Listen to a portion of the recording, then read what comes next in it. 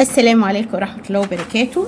معاكم أكلات وحكايات. إن شاء الله هنعمل مع بعض النهاردة عقد بسيط هيعجبكم بإذن الله. ولو أول مرة أو جديدة على مجال الهاند ميد مش سهل حضرتك تنفذيه في البيت. قبل ما أبدأ حابة أشكركم على تفاعلكم معايا على الفيديو اللي فات بتاع الشنطة اللولي. قد إيه اللايكات والكومنتات اللي جاتني بسطتني جدا وحفزتني ان انا اعمل لكم شغل هاند ميد، واتمنى تتواصلوا معايا وتقولوا لي ان شاء الله الفيديو الجاي حابين اعمل لكم ايه. هل امشي او اقرر تجربة الشنط، سلسلة الشنط، او انوع لكم على حسب الفيديو ما هيعرض. خليني النهاردة اعمل لكم سلسلة بسيطة ان شاء الله بإذن الله كلنا نقدر نعملها في بيتنا. اول حاجة زي ما احنا عارفين وشايفين قدامنا لولي. عندي لولي 3 احجام، عندي حجم رقم 12 زي ما انتي شايفة، وعندي حجم رقم 8، وعندي حجم رقم 6. وهسيب دي لذوقكم او حسب حجم الخرز. في خرزايه اكبر من كده بس هو ده المتاح معايا دلوقتي واللي انا بصراحه مفضلاه. هيبقى معايا حلقات، والحلقات دي علشان اللي هركب فيها القفل بتاع السلسله. وعندي قفل جولد دهب صيني، وعندي حبه دليات كده مش عارفه انا هتعامل معاهم ولا لا، هنشوف برضو مع بعض. ثبت بس الكاميرا، هنشوف بس هنعرف نتعامل معاهم او هنفضل ناخدهم ولا لا. اهو. وعندي دي استوبر. يعني ايه استوبر؟ ديت بتقفل حباسات، بتقفل على الواير او على السلسله علشان تظبط لك القفل او تحكم القفل. ودي الكفر بتاع الاستوبر. طبعا انا هنا مستخدمه اللون الجولد عشان انا مستخدمه لولي اوف وايت. لو استخدمت اللولي ده ابيض اكيد كل اللي انتوا شايفينه ده هيكون فضي. اوكي، هنسمي بسم الله. طبعا احنا عارفين ان احنا معانا حاجه ثابته في كل فيديو او كل ما حضرتك بتستخدمي الهاند ميد بيكون معاكي خيط نايلون، وطبعا سمكه حسب ما احنا هنعمل ايه. وعندي برامه وقصافه مع بعض، وعندي المقص دوت او القصافه دي عشان اقطع بيها الخيط. تمام. يلا نسمي بسم الله. هنجيب قطعتين من الخيط. القطعه مثلا قطعه متر الا ربع، وقطعه نص متر. ليه؟ عشان انا هعمل العقد دورين، ففي قطعة أطول من قطعة. أهو اللولي زي ما انتوا شايفين كده. أنا هستخدم أول واحدة، ودي اللي هتكون دي الكبيرة اللي هي متر إلا ربع. عايزة تخليها 60 سنتي خليها 60 سنتي، عايزة تخليها 50 خليها 50، حسب رغبتك لطول العقد. أوكي. هنا هبتدي أول حاجة هعملها إيه؟ ركزي معايا. ده طرف إيه؟ ده طرف الخيط. اول حاجة هعملها هجيب الكفر بتاع الاستوبر. اول حاجة بدخله اهو، ليه فتحة اهي، شايفينها؟ ليه فتحة اهي، عايزة اوضحها لكم اهي. الفتحة اهي هدخل منها طرف الخيط اهو. ركزي معايا اهي، دخلت طرف الخيط وهروح جايبه الاستوبر وهوريكم شكله تاني اهو. ده الاستوبر اهو، واروح مدخله فيها طرف الخيط واروح جايه، شايفين؟ وهروح جايبه البنسه دي وهروح ضغطه على الاستوبر ده اهو. بوز البنس ده هضغطه على الاستوبر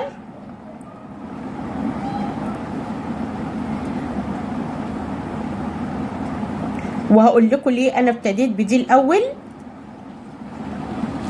اهي ضغطت على الستوبر، ضغطت على الستوبر اهو، واروح جايبه الكفر بتاعه اهي. ده الكفر بتاعها، ده الكفر اللي هقفل بيه على الستوبر. تمام. اول حاجه هقص الزياده بتاعه الخيط اهو، وده الكفر اهو زي ما انتوا شايفين. هجيب حلقه من دي واروح مدخلاها في الفتحه بتاعه غطا الستوبر اهي. اهي الفتحه. عايزه اوريكم ازاي تفتحي الحلقه. الحلقه لما تفتحيها امسكي طرف ببنسه اهو، والطرف بدي. لما تفتحي ما تفتحيش كده، يعني ما تجيبهاش تشديها كده، لا، اعملي ايد لورا وايد لقدام اهي كده اهو، ببساطه اهو اهو، ايد ورا وايد قدام اهي. تمام. هنروح جايبين الكفر بتاع الستوبر. كفر الستوبر اهو فيه فتحتين، هروح مدخله الفتحتين جوه الحلقه اهي زي ما انتوا شايفين، واروح راجعه بنفس الفتحه اللي انا فتحت بيها اهو. اروح راجعه اهو، اقربها لكم اهو، اروح راجعه واروح مرجعه. بص ايدي، بص ايدي اهي. وتقفلي حلو قوي، تتاكدي ان قفلت حلو قوي. خلاص اهو اهو. تمام تمام كده. بقى لو حطيت الخرز في الواير وعمل كده مش هتقع مني، انا خلاص اتحكمت في الطرف ده. اوكي اوكي. طب احنا بقى هنعمل ايه؟ طرف اللولي عندي هعمله تدريجي، هعمله تدريجي. فابتدي من الصغير للكبير، من الصغير للكبير. فانا اول حاجه هعملها هجيب استوبرايه اهي، واروح مدخلاها في طرف الخيط وزقاها لغايه المساحه اللي انا عايزاها. طبعا دي المساحه دي هتبقى في ظهر اهي تبع سلسله التطويل، فانا هنزلها شويه كمان اهو، واروح جايه قرص عليها بالبنسه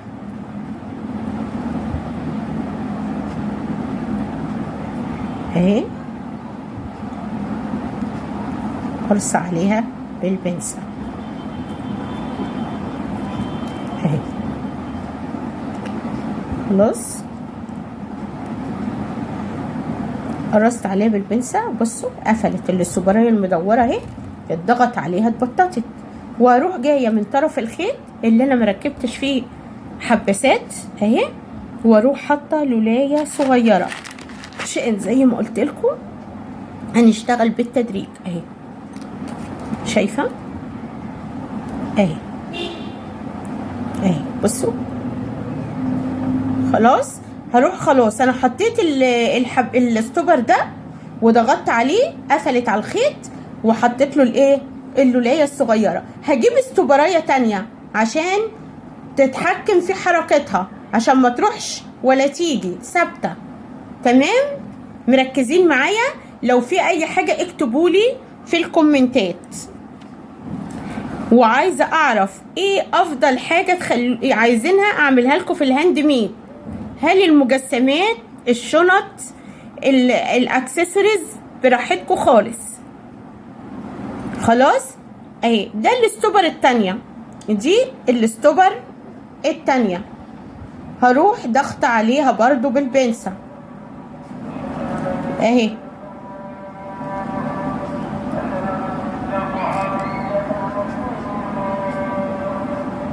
اهي، ضغط عليها بالبنسة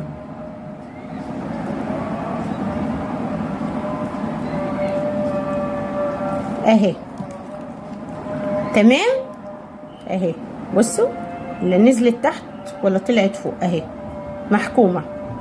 طب المسافة بقى اللي هتعمليها دي على حسب ذوقك، ماشي؟ المسافة اللي انت هتعمليها على حسب رغبتك وذوقك. بس انا هقول لكم انا هعمل مثلا ايه، عقلة واروح عاملة مسافة، او عقلتين وعاملة مسافة اللي هي مثلا 2 سنتي وعاملة مسافة. اوكي اوكي. هعمل ايه بقى؟ انا لو ركبت اللولاية هنا بعد الاستوب، لو ركبت اللولاية هنا بعد الاستوبر دي هتبقى قريبة منها قوي. لا انا عايزة ابعد عنها شوية، يبقى هنا هحط استوبراية، هحط واحدة استوبر. خليني اقول لكم في الاول حباسة عشان ما حدش برضو ايه يستثقل لو اول مرة يتعامل. اهو هحط حباسة اهي، خلاص ادي الحباسة، واروح جايبة البنسة واروح ضغط عليها، وقبل ما تضغطي عليها اكدي المسافة، اكدي المسافة اللي انت عايزاها قبل ما تضغطي عليها اهو. واروح حاطة لولاية برضو صغيرة، هروح حاطة لولاية صغيرة اهي، تمام. هروح جايبة برضو حباسة تانية واروح حطاها في، انت ممكن في الاول خالص تجيبي ب5 جنيه لو عرف يعني ان هو يديك، لان الخامات كنا الاول بنجيب ب5 جنيه ب10 جنيه دلوقتي، وخصوصا عندنا الحاجة عندنا والله نار نار. يعني الانسان على ما بيجيب دلوقتي يعني اللولي عدى رقم قياسي.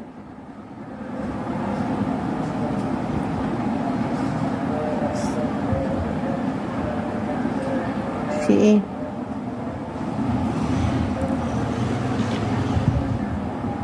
اهي الحباسة اهي، وانا لسه مركبة اللولاية، واضغط عليها بالبنسة.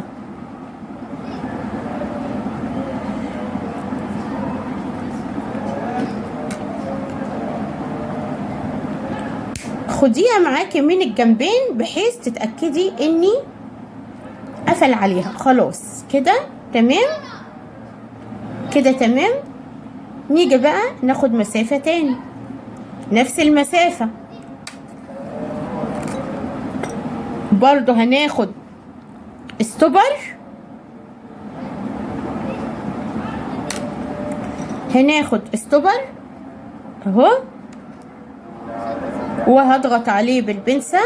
انا حاطه صبعي ليه كده علشان اعرف المسافة اللي بين كل خرزة وخرزة، تمام. واروح حاطه لولاية. على فكرة العقد ده ترند، يعني شيك قوي في اللبس، بسيط رقيق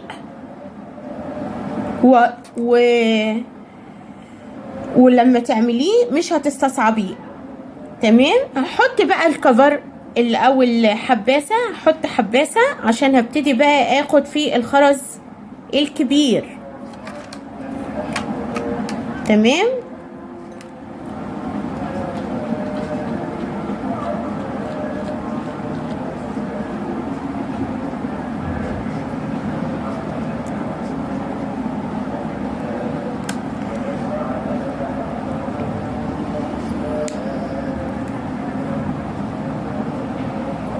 الخرز الكبير اهو اهو. هنا بقى نيجي نقيس بالطرف التاني، هناخد الخيطين على بعض كده ونقيس بالطرف التاني. بصوا هتلاقي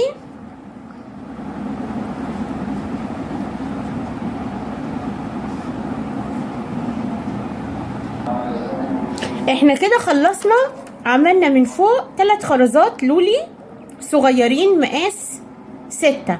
هندخل بقى في مقاس 8. زي ما قلنا هنجيب حباسة علشان اللولاية ما تتحركش مننا اهو. هنجيب حباسة ونضغطها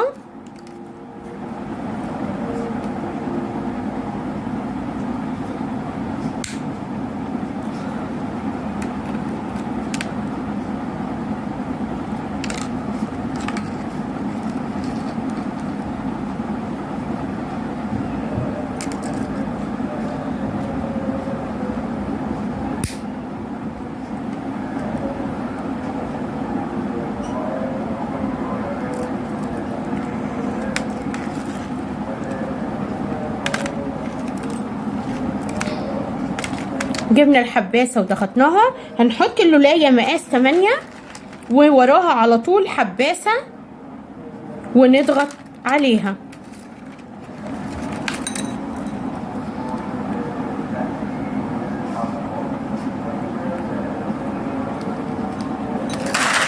ونضغط عليها.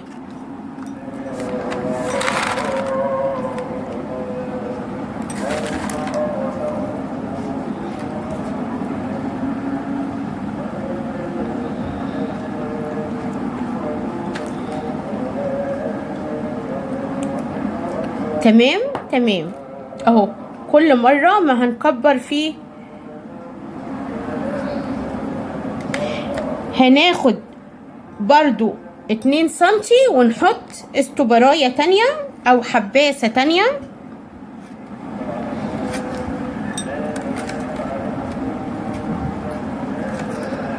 علشان هقول لكم ناخد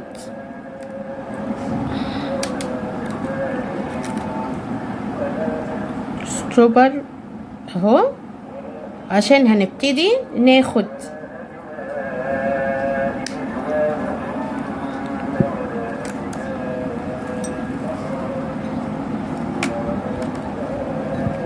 هناخد الاول الطرف ده على الطرف ده كده.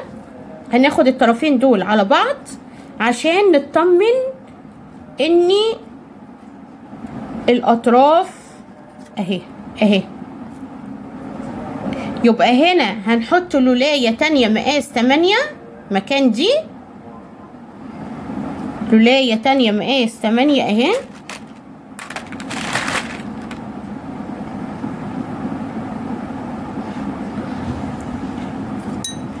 ونحط حباسة ونضغط على الحباسة عشان خلاص احنا كده هندخل على اللولاية الكبيرة.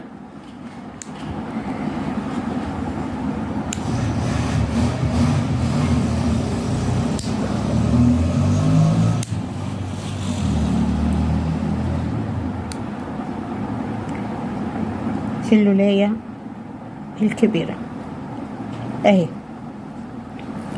تمام تمام. هنيجي بقى نروح جايبين حباسة، جايبين حباسة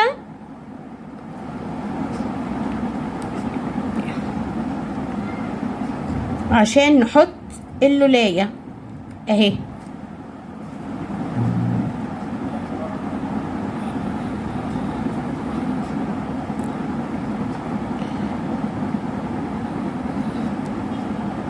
اهي. وهروح جايبه الايه اللولايه الكبيره مقاس 12 اهي، واروح قافله عليها بحباسه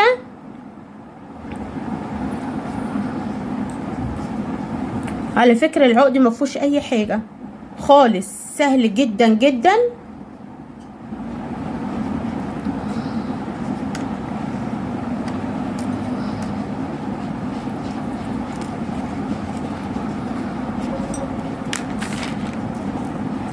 ركب لها حباسة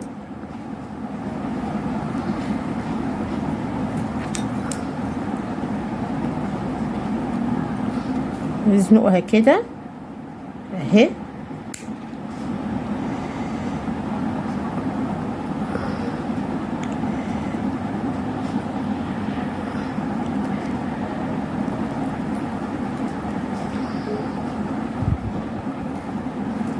اهو. يبقى هنا اللولاية الكبيرة دي اللي هتبقى فين؟ في النص، ودول اللي على الاطراف. وهنا هبتدي اللي انا عملته في الطرف ده هعمله في الطرف دوت، وهرجع لكم اقول لكم.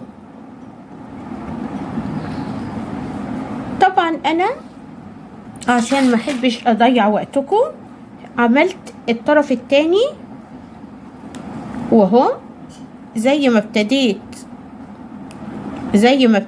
اهي. اللقة اللي في النص اهي خدت الحيز اللي في النص اهي، ودي مقاس 8 ووراها واحدة تاني مقاس 8، وبعدين ابتديت تدرج لغاية مقاس 4 او 6 اهو زي ما انتوا شايفين كده. طبعا اهو هبتدي بقى اعمل ايه، جيت برضو نفس اللي عملته هنا، ركبت طرف الخيط في الستوبر والكفر والحلقة، عملته في الطرف التاني اهو، وده ابتدى دور من ادوار العقد. يلا نبص مع بعض كده نشوف لو انا حبيت احط دلايات اللي هي النجوم اللي انا وريتها لكم دي، اللي هي دي. تعالى كده نشوف شكلها يبقى ايه، هل هي هتبقى اوفر قوي ولا كفايه نكتفي ب ايه رايكم؟ هحطها كده عشوائي وقولوا لي ايه رايكم، ولا بلاش خالص؟ ها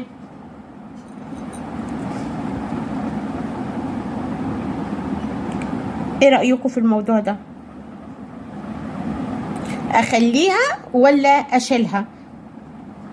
على العموم برضو هنشوف انا لو حطيتها يبقى شكلها ايه، ولو شلتها هيبقى شكلها ايه. هنا افضل واخليها سيمبل كده عشان لسه في دور تاني. اوكي تمام. هنيجي بقى بنفس الخيط اللي احنا قطعناه، بس ده اللي هيبقى الدور اللي فوق اللي هو اقل من الدور دوت. يعني قلنا لو خدنا دي 60 سنتي، هناخد دي مثلا 40، ونبتدي ندرج فيها الخرز زي ما عملنا في الدور دوت. خلاص انا هعملها وارجع لكم تاني عشان ما اطولش عليكم.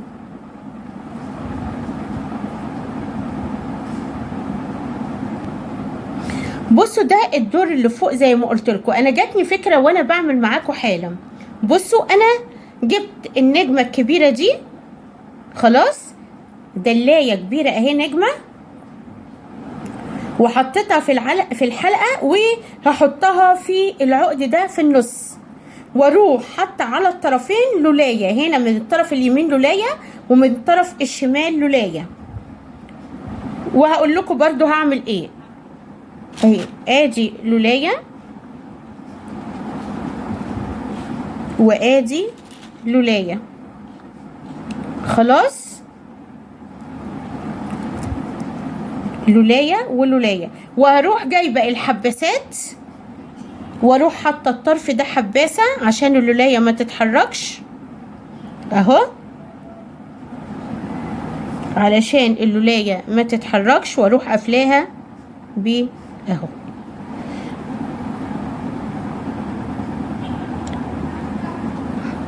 تمام. وبرضو الطرف التاني هجيب حباسه واحطها علشان اللولايه بتاعت الطرف التاني اهو ما تتحركش اهي، واروح قافله عليها اهي.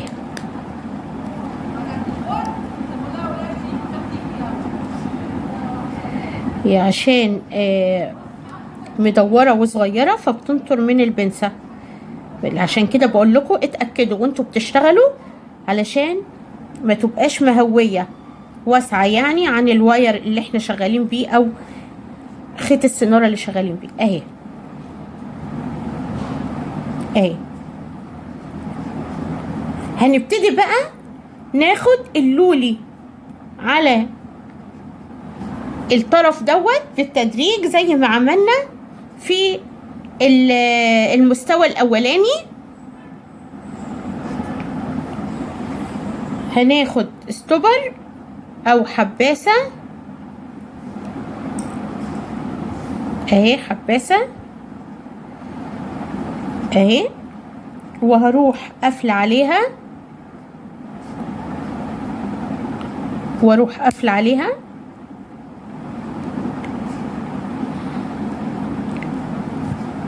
اهي، واروح جايبه خرزايه مقاس 8 واروح جايبه حباسه، وهكرر نفس اللي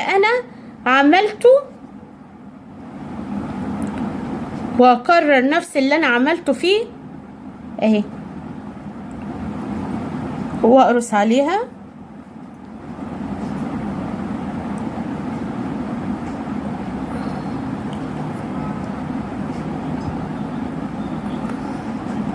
ناخد مقاس 8 تاني، بس نحط ايه حباسة الاول. هنحط حباسة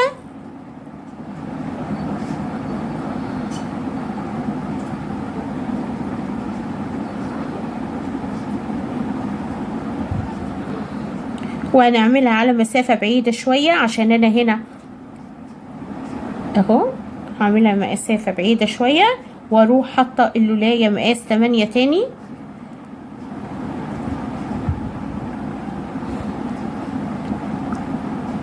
وزي ما قلت لكم لازم نتأكد ان احنا حاطين قارصين على الاستوبر. ونجيب الاستوبرايه اهي ونروح ضاغطين عليها، وابتدي بقى خلاص هاخد دور ايه اللولي مقاس 6 اللي هو اصغر مقاس، اللي هو اصغر مقاس. طبعا الطقم دوت بيبقى عايز حضرتك تلبسيه على طقم سواريه. يلا ناخد حباسة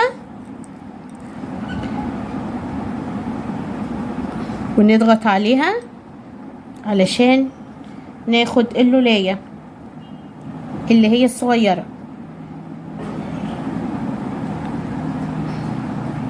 اللولاية مقاس 6، وفي برضو مقاس 4 على حسب ما انت عايزة. انا بديكي افكار وحضرتك بتضيفيلها بقى ابداعاتك.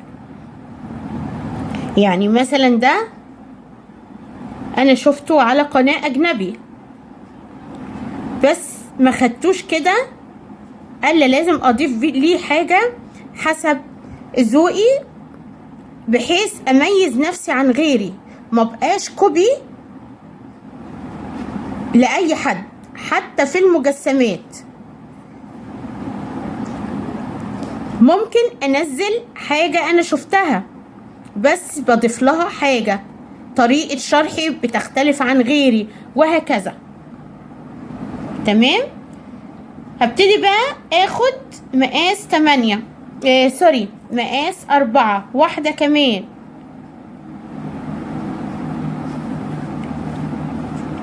بس اصغر المسافة شوية عشان ده العقد اهو اهو. هاخد مقاس 6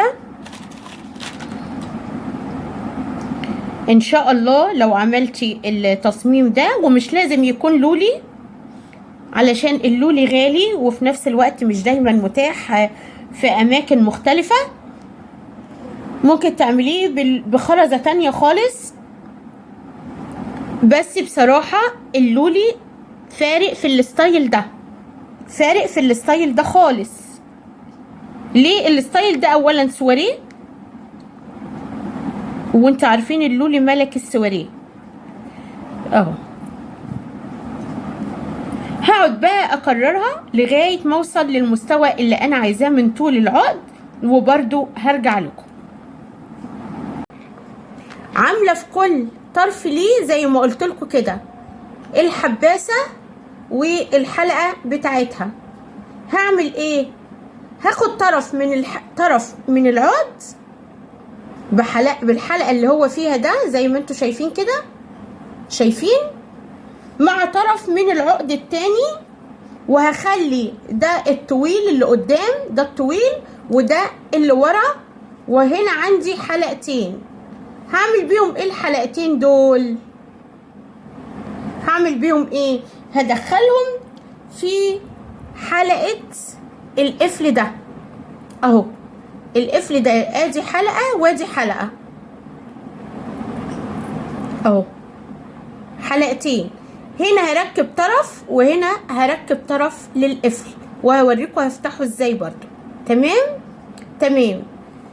هنا الحلقتين دول بتاعت كل عقد، طرف من كل عقد هفتحه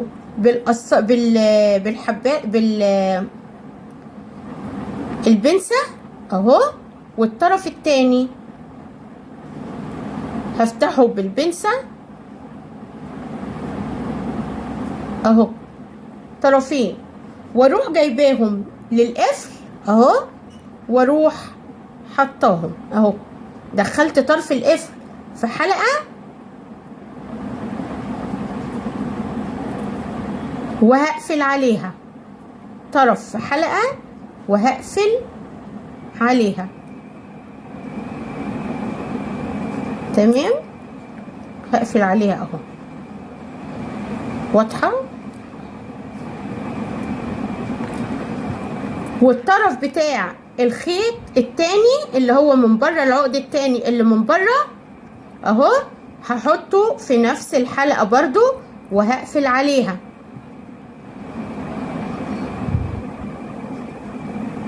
اهو. تمام تمام اهو. طب هنا بقى فاضل الطرفين التانيين اهو، مع ده مع الحلقة التانية من اهي الحلقة دي، شايفينها اهي. هروح جاية، طبعا احنا عندنا العقد فيه القصير من فوق والطويل من تحت، عشان لما اجي اركبه في القفل يبقى جاي بالترتيب. ده اللي من تحت، ده اللي من فوق، سوري، ده اللي من فوق. اروح جايبه الحلقه بتاعته فتحاه وحطاه بالترتيب عشان العقد ما يلفش معاكي اهو. ثواني بس اظبطها عشان الحلقه شابكه في الخيط اهو اهو. هروح فتحاه، وزي ما قلت لكم لما نيجي نفتحها ما نفتحهاش كده، لا بنفتح ورا وقدام على خفيف خالص. واهو ادي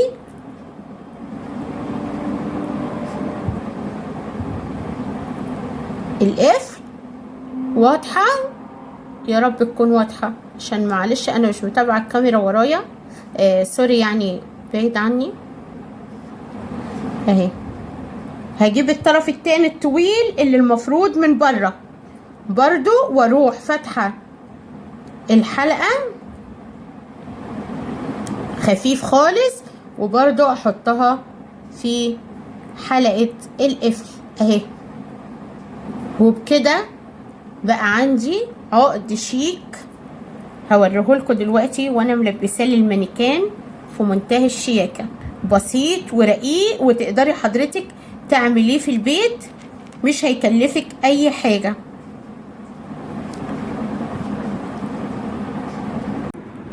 اهو العقد، عايزاكم تبصوا في تفصيله، رقيق جدا، مش هياخد منك ولا وقت ولا مجهود ولا تكلفه، في منتهى الشياكه مع اضافات بسيطه. عايزه تحطي استرسات او علاقات بسيطه كده ماشي، مش عايزه تحطيها وما تحطيهاش، حسب ذوقك. اللولي حسب ما انت عايزه ترصيه، عايزه اكتر من كده، عايزه تقللي، برضو حسب ذوقك. انا اديتك الفكره، وعلى الواقع تحفه في منتهى الجمال. يا رب يكون الفيديو عجبكم، وان شاء الله لو الفيديو عجبكم اكتبوا لي في الكومنتات علشان اعمل لكم الانسيال بتاعها والحلق بتاعها. الحلق وهم، لو عجبكم الفيديو ولقيت تفاعل زي الفيديو بتاع اللي قبل دوت، ان شاء الله هعمل لكم الحلق بتاعها والانسيال بتاعها. وما تبخلوش عليا باللايك وكومنت، وما تنسوش تعملوا لي مشاركة للقناة وفعلوا زر الجرس علشان لو في اي جديد الاشعار بتاعي يوصلكم. وشكرا واسفة على الاطالة، والى فيديو اخر ان شاء الله.